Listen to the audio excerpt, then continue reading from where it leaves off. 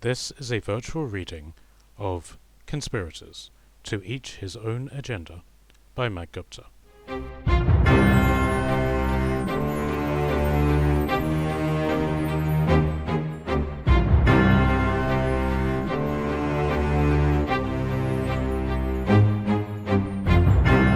Chapter 14. Adrianople.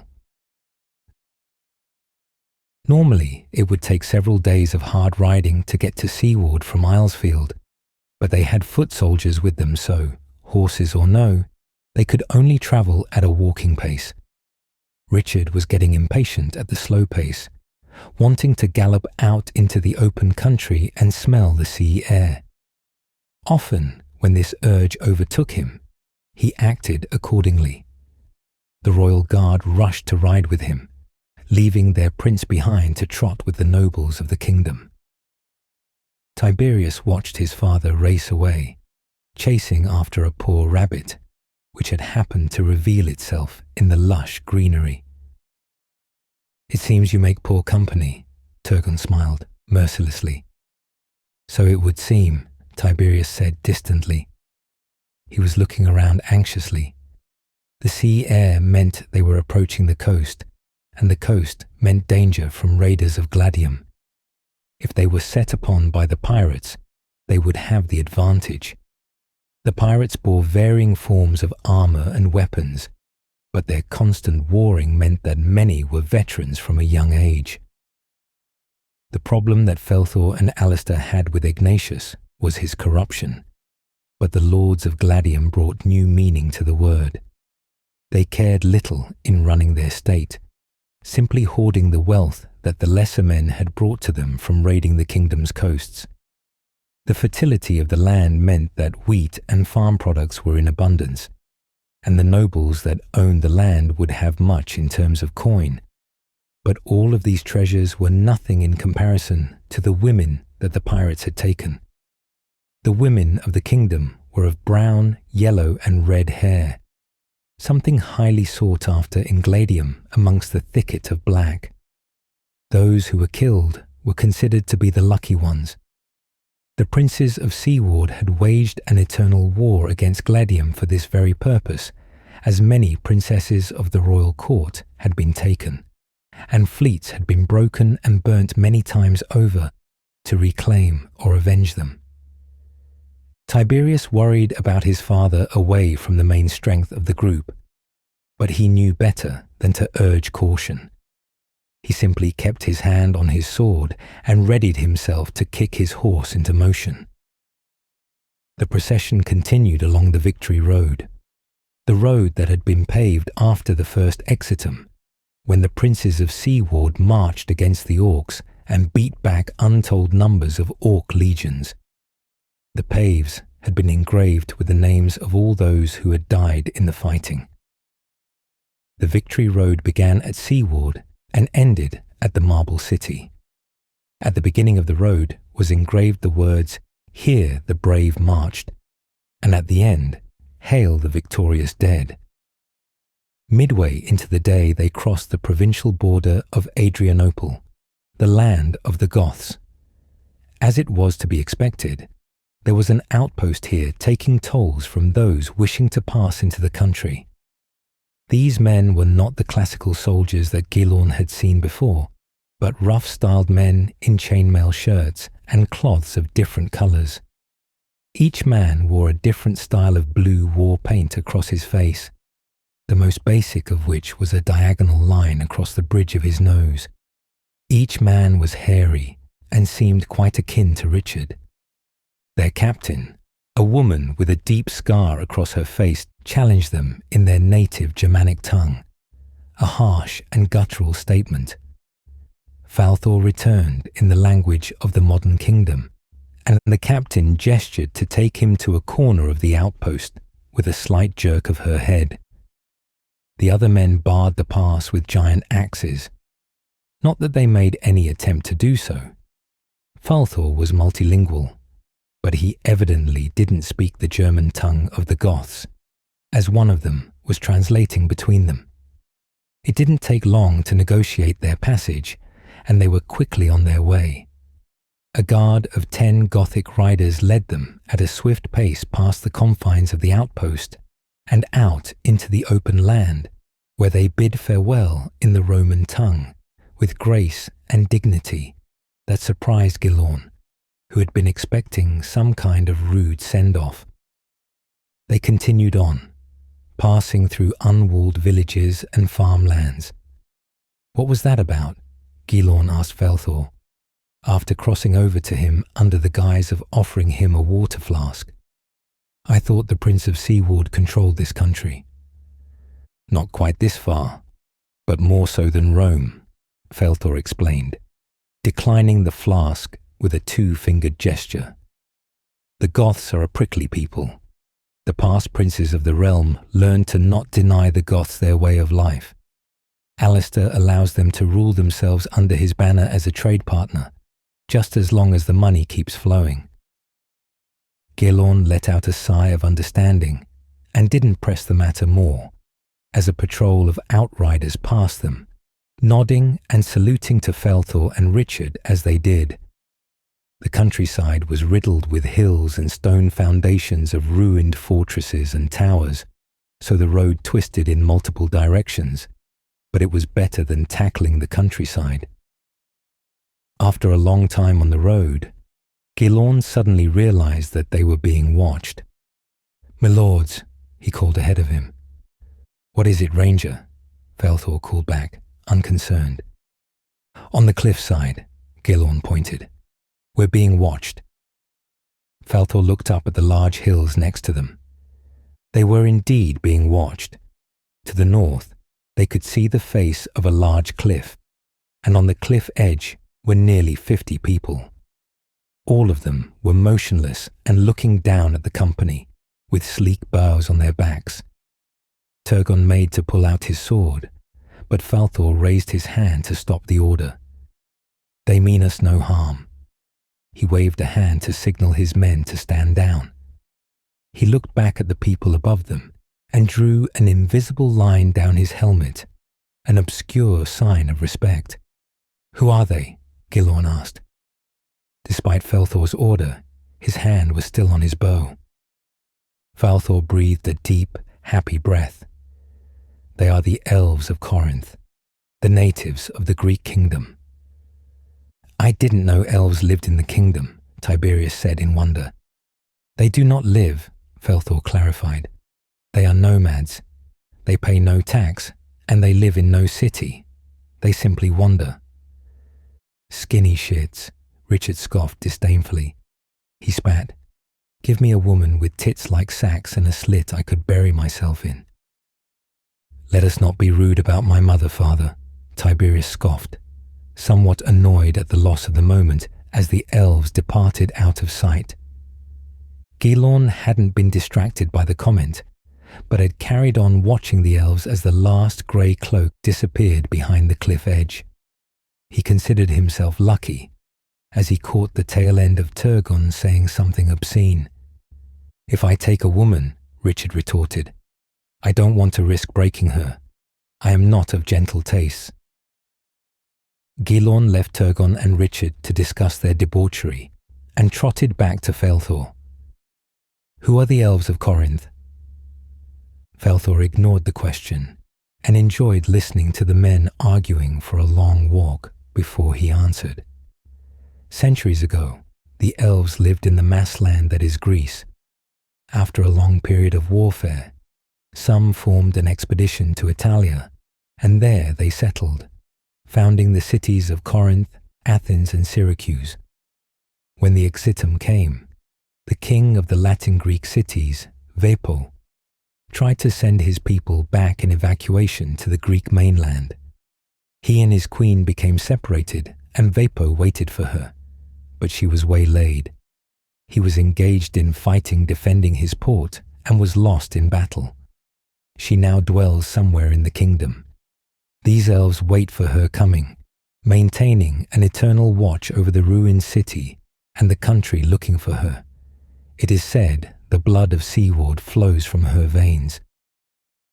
So, Gilorn saw a window to ask a question he wanted to ask, as soon as he heard the name Seaward.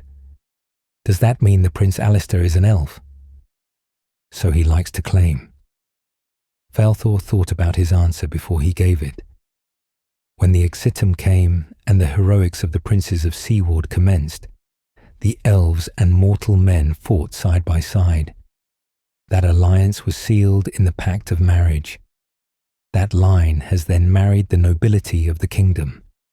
The elven blood preserves itself in the royal blood in ways that no others do. The prince has a claim on the throne of the kingdom, as did all the princes of history. When Valens fell to the Goths, there were 4 princes of Seaward. Each one made a claim to the throne of the kingdom, and the realm was destroyed in all-out war. The stewards saved them by restoring order with their remaining army, which had been outside of the fighting. The princes killed each other off quickly, so the stewards simply walked in. "Tranquil," Gylorn muttered. Falthor took a swig of his wine sack.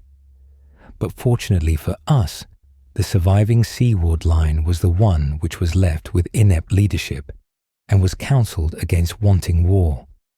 He ended the claim to the Athenian throne when the stewards took power. But strangely, the claim was never redacted from the record. "Is that the treachery I signed up for?" Gylorn asked. "To get rid of your rival, the steward, and put Alistair on the throne of the kingdom?" "Not quite as clear-cut as that," Falthor smiled. "Power is the means, not the end." And with that, he left Gylorn wondering. The company continued on, and after a full day's march, they left Adrianople behind. They stopped at an inn at Arlcliffe Castle, the fortress of the kingdom coastal estates and the source of Seaward's military might. The next day, they continued along the road until they came to a fork. The road continued on, into the mountains or to their left, leading them directly into the coast. It was the only way to Seaward without having to track through the main chunk of the mountains that blocked Seaward from the rest of the world.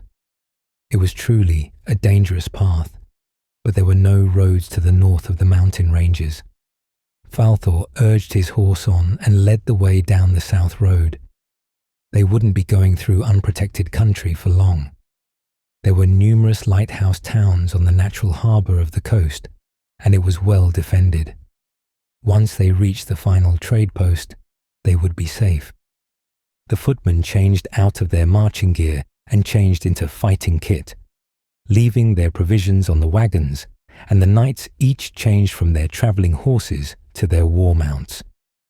They quickened their pace as best they could, keen to keep their wagons and the knights' spare horses protected. All the same, they quick-marched where they could, wanting to close the distance quickly. The sea air was bracing and the wind was full of the sounds of seagulls and boat bells. They finally reached the first trading station along the beach. There were many men on the sand, and the river was filled with traffic. Gylorn was next to Falthor as he had been when asking about the elves. He was examining a large group of men dressed in turbans and cloaks. They were bowing to the river and shouting something in a language he did not understand. "Who are they?" he said to the general, when they took shelter in a trading post, pointing. "Sand people," Falthor said, expecting the look on Gylorn's face. "What are they doing on this side of the river?"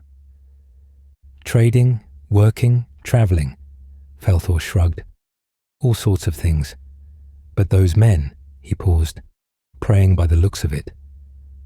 "They are allowed their prayers?" Gylorn spluttered. "They worship the serpent in the kingdom?" "Aye, if they pay the taxes for it," Falthor nodded. "The Sand People worship their serpent lord and the gods of the desert.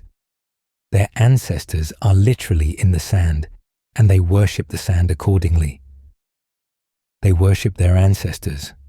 Sounds like our prayers," Gylorn smiled.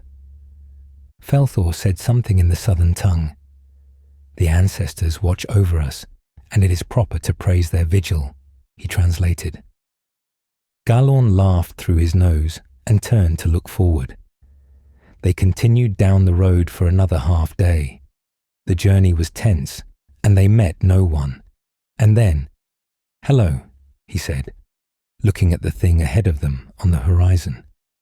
"Hello indeed," Felthor agreed. The broken hulk of a trireme battleship was teetering precariously against the rocks. "Is that not meant to be here?" Gilorn asked. Turgon trotted over to them. "Not in the slightest," he said over the unsheathing of his sword. "What ship is it?" "How the fuck should I know?" Turgon spat, just missing Tiberius's mount. "The wreckage is still smoking," Felthor observed. "Let us see if there are survivors." "This is obviously a trap, Lord," the Citadel guardsman who had replaced Cameron grumbled. "Yes," Felthor said, "a very well-made one. Be on guard." They dismounted and drew their weapons, the Templars and Teutonic Knights remaining mounted, while the royal guard dismounted to follow their king. The galley was broken and had a massive hole in the bow. Each mast was burnt, and it seemed like every flag and sail had been deliberately torn and broken. From here, they could see that the deck was strewn with the dead, and the crows were circling above. Gilorn expected ships to be much smaller, but then he realized that the large portion of the ship would be underwater, where the rowing positions of the ship would only be slightly above the surface. There were shields of the kingdom set against the hull of the ship. Many of them had been torn in half or ripped off the wooden beams. "Gladium," Felthor asked the ship. "What was your first clue?" Turgon scoffed. "Orcs, maybe?" Tiberius offered.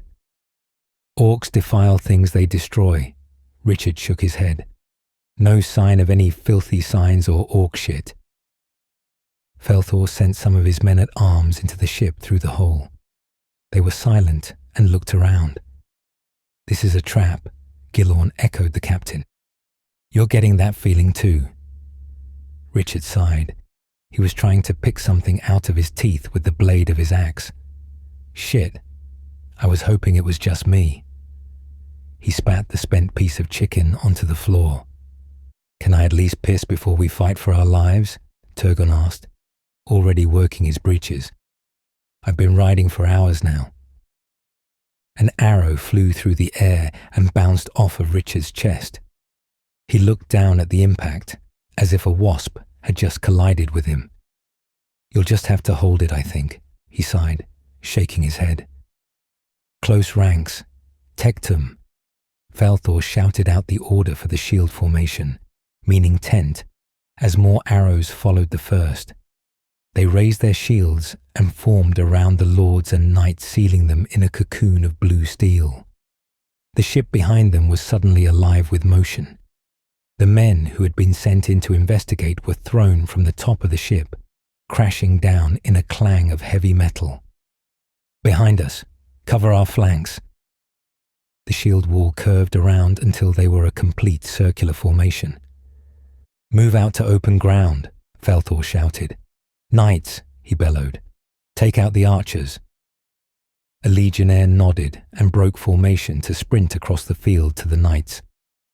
"Get the squires and wagons to safety," Richard bellowed. There was a horn blast from behind them where the knights were, and the ground began to shake with galloping hooves. "On my mark," Felthor shouted. His hands braced against the two legionnaires in front of him. He waited for the last arrow to thud into the shields. Now, to the east. The whole formation moved as one and moved to a patch of open ground away from the ship. Now they could see the raiders on the ship, and several hundred raiders on the ground. The mounted knights had disappeared into a huge dust cloud. Felthor ordered the formation to spread out into a wall, the shields mixed between the rectangular Roman and the kite shields of the horseland dismounted knights. Gilorn was one of 7 archers in the group, and he was pushed to the back. 2 soldiers broke ranks to join him. They placed a shield down on the ground, and Gilorn leapt onto it. His arrow was already knocked, and he was lifted up above the heads of the soldiers in front of him. He found a target straight away, a corsair on the ship who was holding a huge two-handed boarding axe. His huge body crashed to the ground, the arrow in his eye socket. They lowered him as he loaded again. A second later, he was back up. The pirates on the ground were charging now, and he fired at a very brutal-looking man leading the charge. "Phalanx!" Felthor shouted. The soldiers crouched to the ground, their long spears stretched out like spikes set into the ground. The leading pirates had no regard for the wooden shafts and charged straight into them. Some were impaled on the metal, and others shoved them aside. They crashed into the shields and began grappling. Gilorn was raised up again. He fired another arrow, a very lucky shot which took 2 men at once. "Push back," Felthor shouted. As one, the entire formation bashed their enemies with their shields.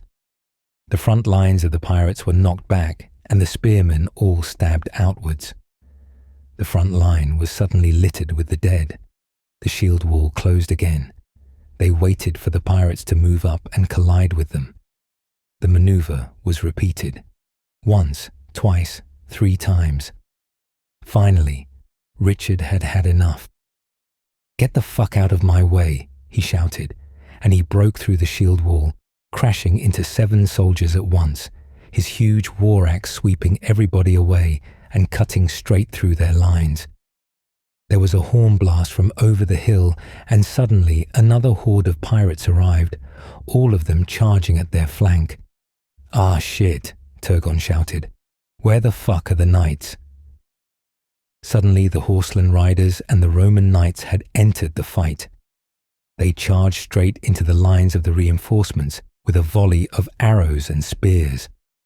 Their horsemanship was excellent. One rider leapt off of his saddle and jumped down to ground level, still holding onto his reins.